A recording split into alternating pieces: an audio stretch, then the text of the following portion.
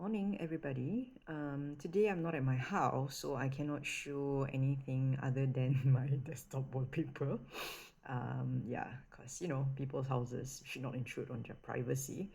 I've been spending my first few videos, ranting about my house and not really having a very organized way of organizing the content that I wanted to shoot. So I'm going to be starting a new series, which is a step-by-step guide on how I just wanted to compile all the advice I have all the way from the beginning of buying a house and until you finish renovating and moving in and everything. So I've always wanted to do this series for the longest time because I think that while there's a lot of things and advice that you can find online, sometimes there are just some things that people didn't occur to people, or maybe it didn't matter to them, but it mattered to me lah, and it would have been helpful if someone had preempted me about all these possible um, mishaps. Or I just buying a house is an extremely expensive decision, and for some people it's a decision that they only make once in their life, and it's a decision that's very hard to reverse.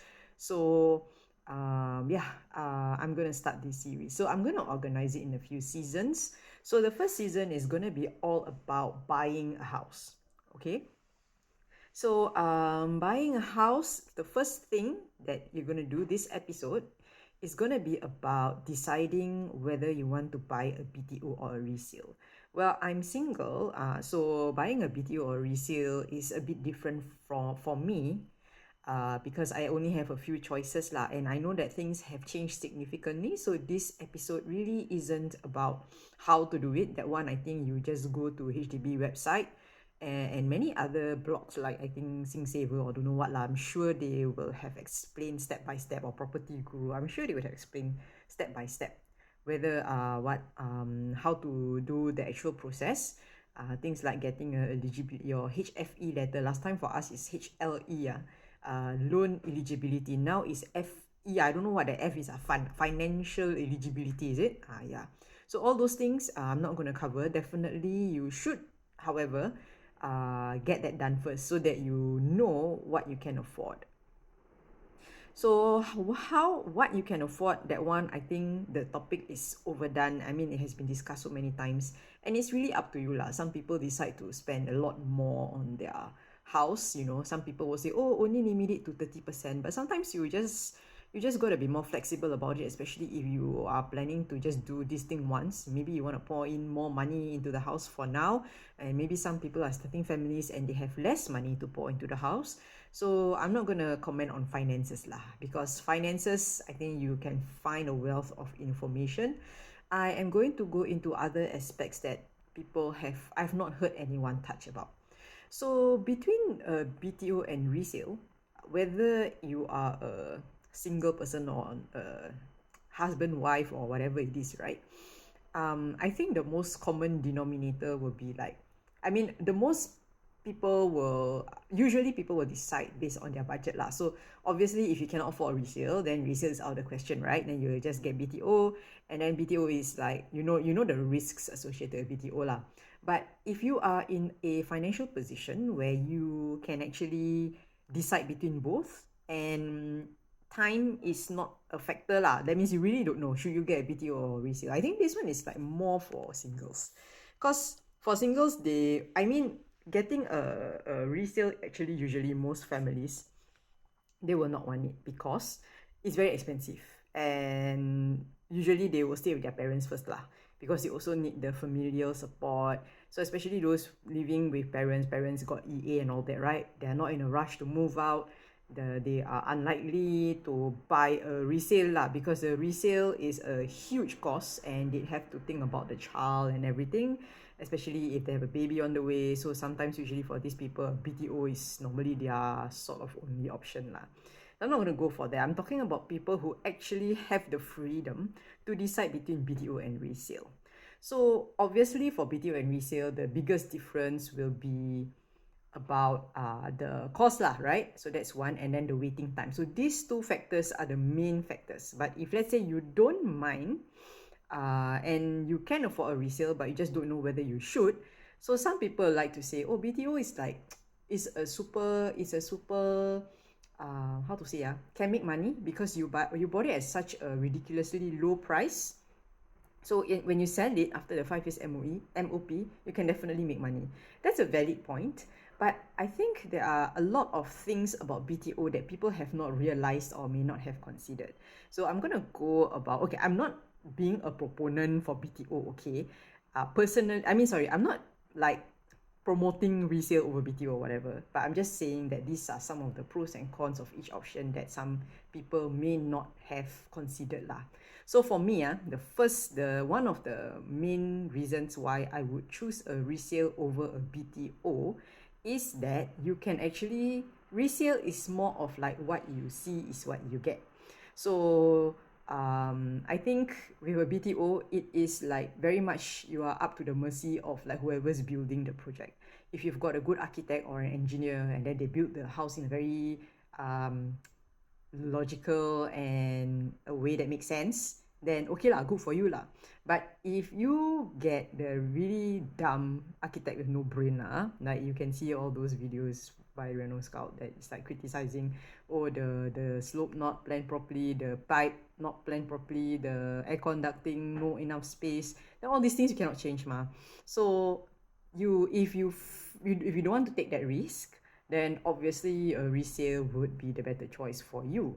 That being said, right, BTOs generally speaking BTOs generally I find go towards a trend of improvement with every development. That's what I think.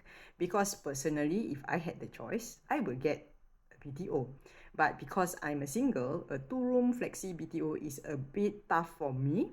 So when a resale that we like in a location that we like appeared, we took the resale lah, because my BTO, I already did not get a queue number for 2 cycles lah. The BTO cycle and the SBF cycle I didn't get. So yeah, I just went for the resale because that was the option that appeared first. Yeah, so that was how I went about buying lah. If I hadn't found a resale flat and if I had gotten a BTO queue number, I would have actually just gone for the BTO, honestly speaking. I know that it's like I have 3 family members in my family, and then you're like, hey, how are you going to squeeze 3 people in 2-room flexi? For me, I would do it lah, because the bigger flexi, if I can get it right, the bigger flexi have like 1 small room. So it's like one person can take the small room, one person can take the master, the main room, and then the other person sit in the living room lah, or whatever lah, or share the master bedroom so can. So to me, I think can make it work. I would have loved to have gotten a queue number, and I would have bought a BTO if I could. And to this day, I totally regret getting the resale. I wish I had been patient and just tried my luck for the BTO until I got it. But and then some more, right after I bought, they changed the rules until got the PLH lah, the premium, and the what lah, the standard, the premium, I cannot remember the, sorry, not the PLH, the standard and the what cannot remember. You know, where you can basically buy anywhere, because last time I cannot even buy the mature estate, right? But now you can or something. So I mean, they change the rules or relax the rules in favor for singles, and so I really quite regret getting the resale because it was such a great financial burden. But yeah, just saying lah, yeah, I mean, you can consider this thing lah, whereby how much of risk are you willing to tolerate in terms of like not in terms of like how the house is built. If you want to be able to see your house before it is built, like to actually see the physical house, then maybe a resale will be a better option for you. So even if you need to do a lot of things here and there, at least you know what you're getting in, you know. For BTO, it's like not only is it you don't know a lot of things, but you also don't know the build quality of the house. So that is one major consideration I also feel, because while I think that the BTO's new layout is much more favorable than compared to the older resale flats, you know, where the common toilet is open to the kitchen and all that. And the BTO is like better lah, because the common toilet opens to the hallway instead. But the build quality also leaves a lot to be desired, if you ask me, because there's been a lot of complaints about, you know, hollow walls, hollow exterior walls, scratch, broken, the glass not installed properly, blah blah blah. So I also feel that although the BTOs have a nicer floor plan, I'm also a bit scared, to be honest, to get a BTO because it doesn't look like it's built well. So yeah, and you can see for yourself a lot of complaints online about the quality of the house itself lah.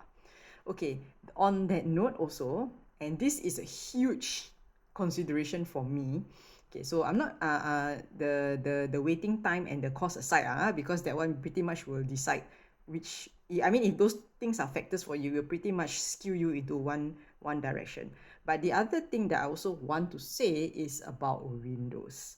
I think people will feel that, okay, this is the lady who has a YouTube channel who is obsessed with windows, but because windows are a very important part of a house, really seriously, and they are, you cannot change them very easily, whether it's a resale or a HDB, unless it's a very very very very very old resale, or even the older BTO where they actually didn't build a three-quarter window, which exists, but generally speaking, windows are not able to change. If BTO confirm cannot, you cannot change. So let's say you don't like the type of windows because you don't even know. So it's like, if you want to buy BTO, you have to accept the window they install for you, and that's gonna be most likely a three-quarter or full-length window that you will have to live with for the rest of your life, and it's a casement window. I personally hate casement windows because I find it very difficult to open and close and very difficult to clean. And we have lived with sliding windows all our lives, and we don't know how to live with casement windows, in other words. So if I had gotten a BTO, that would have been a problem I would have to contend with, because I would have had to live with the casement windows for the rest of my life. And some of them are like full length, so there's a lot more glass for you to wash.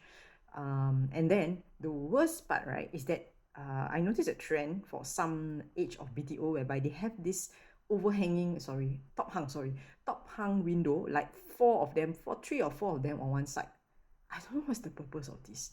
Impossible to wash unless you get the magnetic two-sided sponge, like it adheres to the in, like with a string. Then it's like, it's ridiculous. I just really hate that window. So I will never want to buy a BTO with that kind of window because cannot change ma. So BTOs, windows, whatever you get, you have to live with it, and you better make sure that you love your casement windows and the associated cons that come with it lah. Okay. Whereas for resale, and especially if you buy a much older resale with only half height windows, so that means the what do you call that? The height of the bottom of the window to the floor is 1 meter or less, then you can change it without engaging a professional engineer endorsement or PE. You always hear people say PE must get PE endorsement, is I think it's the professional engineer endorsement lah. So if you are very particular about your windows, then maybe you want to install, the new kind of window, swing and slide lah, can panoramic lah, what lah, there's a few interesting window options out there. So if you want those kind of windows, right, no way in heck can you ever get a BTO. It's not going to happen. You're not going to be able to change it. Oh, okay lah. I caveat, some of the BTOs, the rooms are like half height lah, so you can change with those, but you're not going to be able to change your living room windows because those one normally three-quarter or full height. So I just save you the trouble of buying the house and realizing that you hate your windows. Okay, I've got the heating warning, so I'll leave it here. If there are more points, I'll bring it up in the next episode. Bye.